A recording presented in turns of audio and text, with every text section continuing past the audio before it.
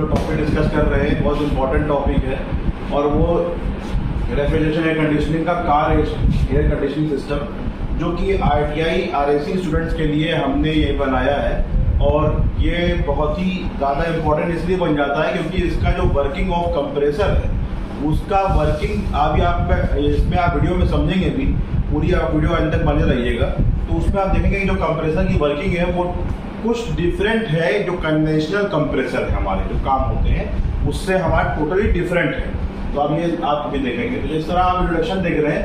Car air conditioning system is design to cool, dehumidifiy and circulate air inside the vehicle। तो air inside the vehicle जो circulate कर रहा है through the blower अंदर cool करेगा और डिह्यूमिडिफाई भी करेगा। It enhances passenger comfort and maintains a control environment regardless external temperature. तो जिस तरह हम जानते हैं कि कार AC में ऊपर सनलाइट डायरेक्ट होती है, ग्लासेस से सनलाइट डायरेक्ट आती है, तो हीट लोड अंदर का केबिन का बहुत ही ज़्यादा होता है। तो वहाँ पे हमें कंफर्ट जोन मेंटेन करना बहुत ही एक चैलेंज हो जाता है हमारे लिए कि कैसे हम वहाँ पे कंफर्ट जोन अपना मेंटेन करें। तो उसका कार AC में वहाँ पे हमें एक बेहतरीन रेफ्रिजरेशन सिस्टम यूज करना पड़ता है जो हमारा वहाँ पे कंफर्ट जोन मेंटेन करता है। अब उसमें मेन कंपोनेंट जैसे आप जानते हैं कि कार AC हो चाहे वो कोई भी कन्वेंशनल AC हो, उसमें जो मेन कंपोनेंट्स होते हैं वो आपके कंप्रेसर होते हैं, कंडेंसर होता है, रिसीवर ड्राइव होगा। कंप्रेसर में क्या होगा, हाई टेम्परेचर हाई प्रेशर पे गैस हमारी वहाँ पे कंप्रेस होके ट्रांसफर होगी, जाएगी, वहाँ से निकलेगी, फिर कंडेंसर में आएगी, कंडेंस टू यहाँ पे कंडेंस टू लिक्विड हो जाएगी, तो इसलिए इसका नाम पड़ा कंडेंसर। यहाँ पे कंडेंस होगी गैस, और फिर ये रिसीवर ड्राइव में अगर कोई हमारा वहाँ पे अगर एटमॉस्फेयर उसका जो अंदर जो लिक्विड रह गया है, तो वहाँ पे ये जो अंदर सिलिका जेल रहता है रिसीवर ड्राइव में, तो ये उसको एब्जॉर्ब कर लेता है। अगर कोई भी वेपर कंटेंट रह गया तो लिक्विड को ये आगे भेज देगा। तो उसके बाद एक्सपेंशन वाल्व में जब जाएगा, तो कार AC में भी हम लोग एक्सपेंशन वाल्व यूज करते हैं, और ये थर्मोस्टेटिक एक्सपेंशन वाल्व यूज यहाँ पे होता है। उसके बाद इवेपोरेटर के पीछे यहाँ ब्लोवर लगा रहता है। इवेपोरेटर क्या होता है, यहाँ पे हमारा जो रेफ्रिजरेंट होगा ये बॉयल होना शुरू हो जाएगा, यानी जो कंडीशन स्पेस की जो हीट होगी इसको एब्जॉर्ब करना शुरू करेगा। ये कौन सी डिवाइस है, इसलिए इसको कहा इवेपोरेटर, क्योंकि यहाँ पे जो हमारा रेफ्रिजरेंट है ये इवेपोरेट होना शुरू होता है, इसलिए हमने कहा इवेपोरेटर। अब इसी के पीछे ब्लोअर फैन लगा हुआ है, जो ब्लोअर फैन हमें फोर्स कन्वेक्शन मेथड से आगे हवा निकाल रहा है और बाईपास फैक्टर के जरिए से आगे हवा हमारे कंडीशन स्पेस पे जा रही है। और ये चौथा हमारा रेफ्रिजरेंट, जनरली हम अपना R134A जो रेफ्रिजरेंट हमारा कॉमनली यूज है वो यहाँ पे हम यूज करते हैं और यहाँ पे उसको इस्तेमाल करते हैं। अब आप देखिए working principle of car AC system अगर रखें तो compressor refrigerant to high pressure condense cools the high pressure gas to liquid, जो मैंने बताया आपको भी। Liquid refrigerant passes through expansion valve, pressure drop करेगा।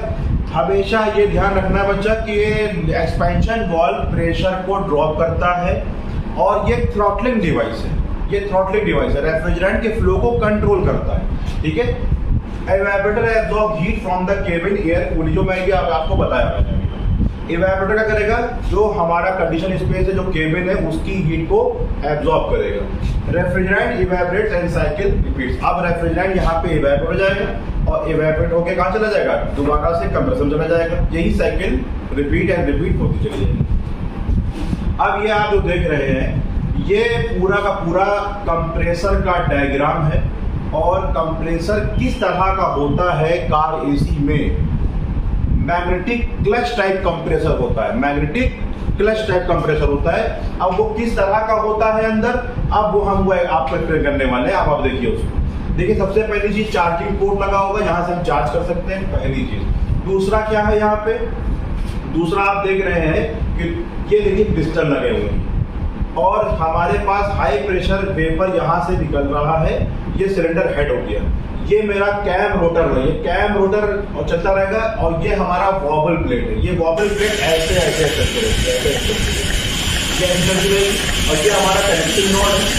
ये कनेक्टिंग नॉट ये आगे पीछे होता रहेगा, और ये पिस्टन हमारा चलता रहेगा यहाँ पे। तो ये पिस्टन है, और ये हमारा यहाँ पे जो आ रहा है ये हमारी गैस आ रही है। लो प्रेशर वेपर देखिए, आप देख रहे हैं, ये देखिए ये लो प्रेशर वेपर कहाँ से आ रही है, ये हमारा इवेपोरेटर से आ रही है। तो ये पूरा, और ये क्लच असेंबली। अब ये क्लच असेंबली कैसे काम करती है, मेन समझना यहीं पे है। क्लच असेंबली कैसे काम करती है, ये काम करता है बच्चा 12 volt DC, 12 volt DC, it works on a 12 volt DC। अब ये 12 वोल्ट DC पे जब काम करेगा तो क्या होगा, बैटरी से जब सप्लाई मेरे पास आएगी तो वहां पर जैसे ही हमने कैबिन में बैठ के AC को ऑन किया तो बैटरी से जैसे सप्लाई यहाँ पे जाएगी तो ये क्या होगा, अंदर इलेक्ट्रोमैग्नेटिक इंडक्शन एक जो प्रोसेस होता है, अगर हम किसी तार के ऊपर अगर वायर लपेट दें और उसको अगर हम 2 तार बैटरी में जोड़ें तो वो जो हमारा लोहे का रॉड या तार होगा वो एकदम मैग्नेट काम करने लगेगा। तो मैग्नेट जब काम करने लगेगा तो ये हमारा इलेक्ट्रोमैग्नेटिक इंडक्शन पे काम करता है। जब इलेक्ट्रोमैग्नेटिक इंडक्शन पे काम करता है ये बन जाएगा मैग्नेट और ये इसको अट्रैक्ट कर लेगा। तो ये अट्रैक्ट कर लेगा और जब हम इसको हम ऑफ करेंगे तो ये डीमैग्नेटाइज हो जाएगा। डीमैग्नेटाइज हो जाएगा, इसको ये रिपल कर देगा, छोड़ देगा। तो ये इंगेजिंग और डिसएंगेजिंग फंक्शनिंग को हम कहते हैं क्लच। और जिस फंक्शन के जरिए से ये हो रहा है मैग्नेटिक इलेक्ट्रोमैग्नेटिक इंडक्शन के जरिए से ये हो रहा है, इसलिए हमने इसको कहा मैग्नेटिक क्लच कंप्रेसर। ये हमारी क्लच की असेंबली है। ये वॉबल प्लेट लगी हुई है इसके अटैच, और ये हमारा कैम रोटर लगा हुआ है, ये चलता रहता है। देखिए कैम रोटर लिखा हुआ है, ये चलता रहेगा इस तरह से। और ये वॉबल प्लेट कभी ऐसे होगी, कभी ऐसे होगी, ऐसे होगी, ऐसे होगी।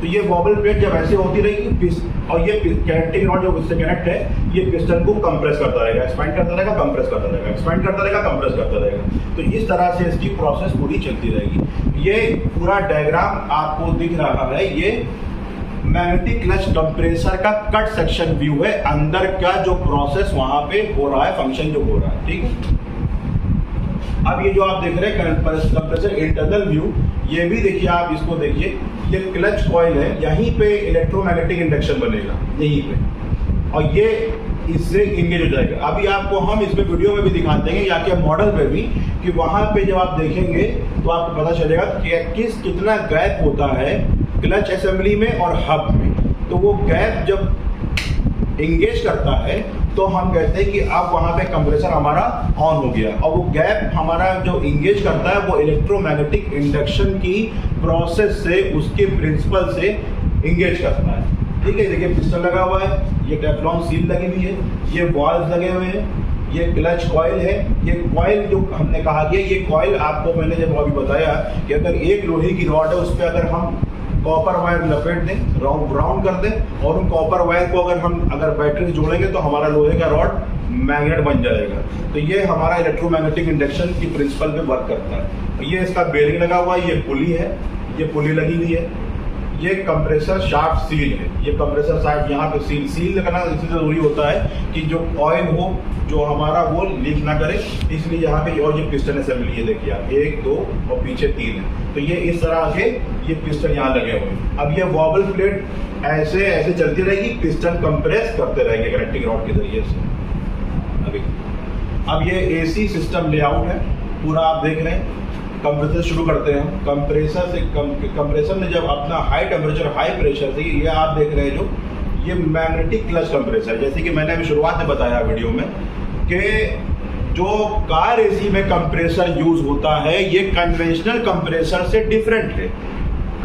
जो कन्वेंशनल कंप्रेसर हमारा यूज होता है यूनिट स्प्लिट में, विंडो में, सेंट्रल प्लांट में, ये वैसा नहीं है। It's works on electromagnetic induction. ये इलेक्ट्रोमैग्नेटिक इंडक्शन पे वर्क करता है। जब हम अंदर स्विच ऑन करते हैं अंदर मैग्नेटाइज होता है हब, और वो क्लच को इंगेज कर लेता है। तो ये हमारा जब ये मैग्नेटाइज करेगा तो हमारा क्लच इससे जुड़ जाएगा, क्लच असेंबली से जुड़ जाएगी और कंप्रेसर ऑन हो जाएगा।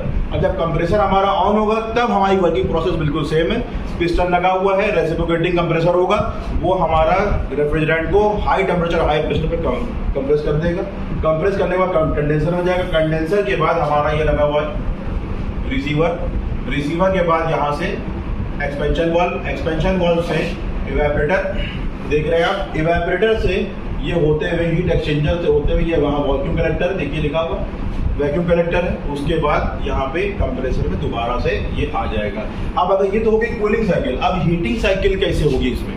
हीटिंग साइकिल इस तरह से होगी कि जो रेडिएटर लगा होता है जो कंडेंसर पे और असेंबली में और जो रेडिएटर लगा होता है वो दोनों साथ साथ लगे होते हैं। तो जो रेडिएटर में जो इनलेट पानी आ रहा है इंजन से, इंजन को कूल करके जो पानी आता है वो गर्म होता है, तो उसी का बाईपास लेकर के हम यहाँ डाल देते हैं। तो हमारा जो एयर होती है वो हमारी हॉट हो जाती है। तो यहाँ पे हम बाईपास लेके यहाँ पे डाल देते हैं, बाईपास एक वाल्व लेके यहाँ से डाल देते हैं।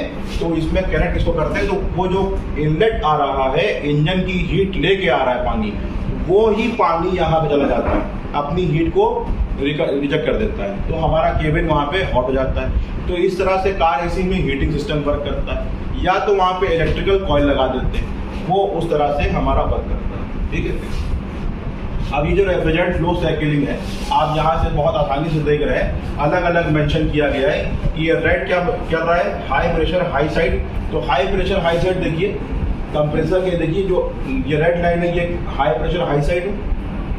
और ये कंडेंसर फैन जो लगा हुआ है यहीं पे हमारा रेडिएटर लगा होता है कार का रेडिएटर आप जो देखेंगे बाहर जो जाली होती है वहीं पे रेडिएटर लगा होता है, वहीं पे कंडेंसर लगा होता है। और ये कंडेंसर फैन लगा हुआ है। यहाँ पे जो ये येलो लाइन देख रहे हैं, ऑरेंज लाइन देख रहे हैं, येलोइश ऑरेंज देख रहे हैं, ये हाई प्रेशर साइड लिक्विड है। हाई प्रेशर लिक्विड कहाँ चला गया? चला गया कहाँ?